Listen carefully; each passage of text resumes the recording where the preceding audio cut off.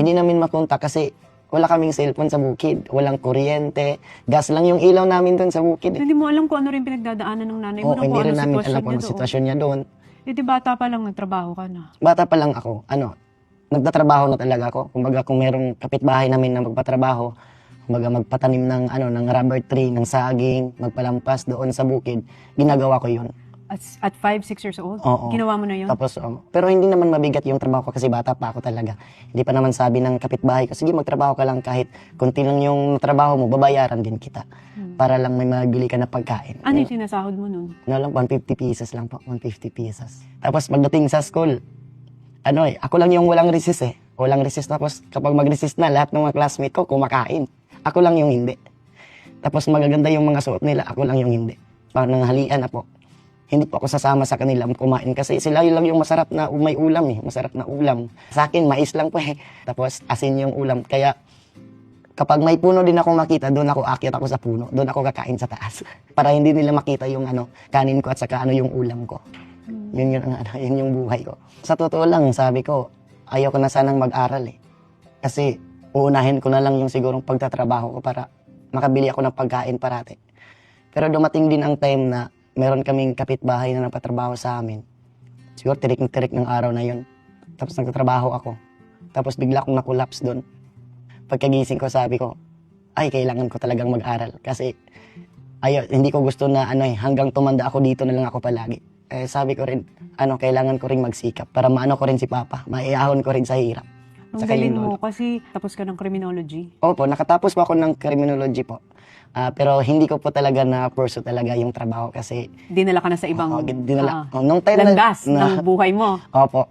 Kasi nung time na yun eh, sana magre-review na rin. Nag-review na rin ako, bayad na rin yung lahat ng review center. Pero pagdating ko doon, pang sabi ng puso't isip ko, huwag ka na lang mag-board exam kasi hindi ka makakapasa. Kaya hindi ko na tinroy. O baka may nagsasabi sa'yo na iba ang magiging destiny mo.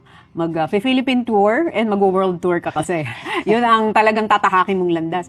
Pero grabe, no? Imaginein mo, yung kwento mo parang yung mga napapanood lang namin sa mga pelikula, teleserye. Opo. Pero ikaw, yun ang isinabuhay mo nung bata ka. Pero alam mo, yun ang nagpatatag sa'yo.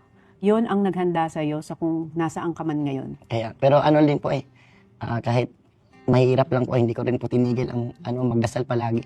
Sabi ko rin sa Panginoon na Lord, sana bigyan mo lang ako kahit isang buwan lang iahon mo ako sa kahirapan para maihahon ko rin yung papa ko saka yung mga pamangkin ko sa kahirapan. Isang buwan lang yung hiningi ko eh. Pero grabe yung blessing ni Lord, binigay niya sa akin mag-isang taon na sobra. Pakaganda ng blessing ni Lord sa akin. Nakikinig siya talaga no pag nagdadasal. Oh, yun lang po. Tiwala lang din po sa sarili.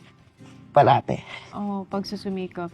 Tapos ang isa pa sa magandang natupad na dasal mo, napauwi mo na nanay mo. Opo. After 17 years na nagtatrabaho. Sabi ko sa kanya, uwi ka na lang siguro dito kasi parang kaya na kitang buhayin eh.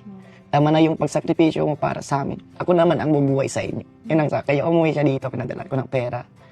Ito yung pamiliti mo. Basta umuwi ka lang, okay na ako. Kompleto na lang yung pamilya natin, okay na ako. Kamusta noong una mong nakita yung nanay mo?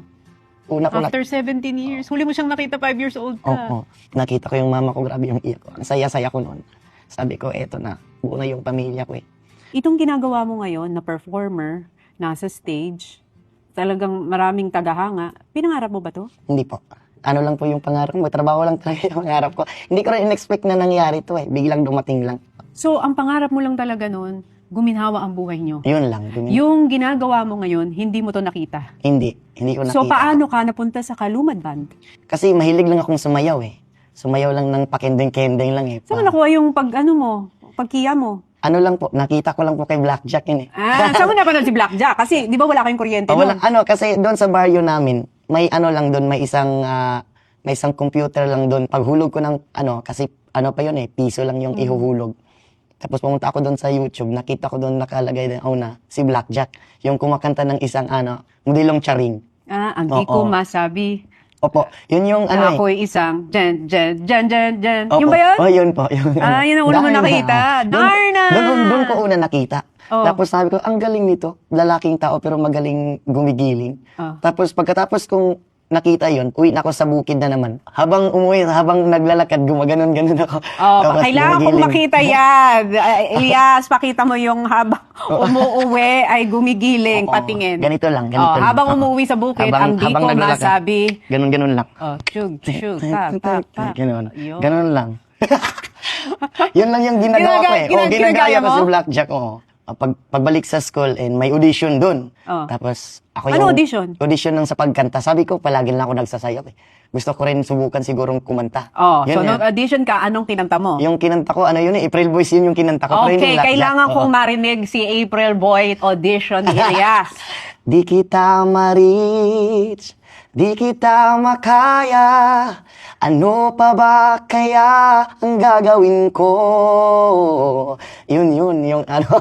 Ang ganda ng timbre ng boses Hindi. mo kahit walang effect, parang may sarili ng synthesizer. Pagkanta ko, nagulat sila lahat. Tapos, Oo. tapos tumayo sila lahat, pumalakpak sa akin. Sabi niya, bukas magsisimula ka na sa banda. Yun yung sabi ng Teacher mo? teacher ko. Yun, so, bukas kita magsisimula ka mo, sa banda. yung tatahitahimik, siya pala ang merong hidden talent na pang global talent. O, di Pero ba? hindi naman po ako magaling. Uy, magaling ka. Masarap lang po ako, pero hindi magaling. Hindi, magaling ka. Alam mo kung saan ka magaling? Magaling kang bata sa pag-ahon, sa kahirapan, at sa pag-ahon sa hamon ng buhay. Ayun. Nung time na yun, marami ding mga tao ang sabi sa akin, ay, ang bata na yan, walang maabot yan sa buhay. Yung mga salita na yun, dinadala ko yung mga salita nila para may pakita ko sa kanila na makaya kong lampasan yung mga sinasabi nila sa akin. Kaya ito na ako ngayon. Sabi ko sa kanila, Diba? ito na ako ngayon. Tama, yung mga sinasabi sa'yo ng ibang tao, hindi yun ang magdidikta sa future mo. Kaya Kasi nga. tinan mo si Elias kung nasaan na siya ngayon, di ba? From North Cotabato to concert in Dubai. Yes! Kaya nga po eh. Okay, so, ano nangyari nung nagbanda ka na? Nung banda nun is, ano lang po ako, session lang po ako nun. Ano mga kinakanta mo nun? Jamming. Kasi ano nung time na yun, na reggae na yung kinakanta ko nun eh. Reggae na yung Mga? roots and culture. Yuck. Ayun ba? Sabi ko nga naman. Okay, kailangan ko marinig ang mga sample ng Banda Days. And dance upon your bridges down behind you, my brides and now dance upon your bridges down behind you. Yun. Uy, ang galing mo naman! Yun yung time na yun. Pag ganun, maririnig mo lang, tas gagayahin mo? Oo, gagayahin Ang ko lang galing din. mo. Ay, iba yung talent. Kasi wala pang cellphone nun. Diba? Tapos marinig ko lang sa YouTube, may papel ako nun, may lapis. Yun, sinusulat ko lang po. Pinapakinggan ko lang yung tono lang ng kanta. Okay, eto na tayo. So, pumasok ka sa banda. Tapos, lumabas na ang hidden talent ni Elias. Kailan yung nag-viral? Anong nangyari nung gumawa ka na ng content? Grabe to, 2024. Opo. February 11 at saka 12 in the midnight yun. 12 in the midnight, okay. Hindi ko makakalimutan Talagang 12 yun, midnight 2024. Okay. Yung time na yun, hindi naman talaga ako sana gumawa ng content nun. Meron akong mga kapitbahay na mga content creator din, mga vlogger. Tapos nagiinom kami sa bahay, nagiinuman kami. Sabi nila sa akin, sayang naman yung talent mo. At saka sayang naman yung napakakulit mo. Tapos gamitin mo na lang yan, mag-vlog ka na lang. Yun ang sabi nila sa akin. Nasabi ko naman, ayaw kong humarap sa Facebook. Kasi mahiya ako, alam nyo naman hindi ako gwapo. Yung sabi ko sa kanila. Sabi niya sa akin, wala naman sa pagwapuhan yan. Nasa content mo yan. Kung ano yung charisma mo. Yun ang sabi nila. Kung ano yung gagawin mo.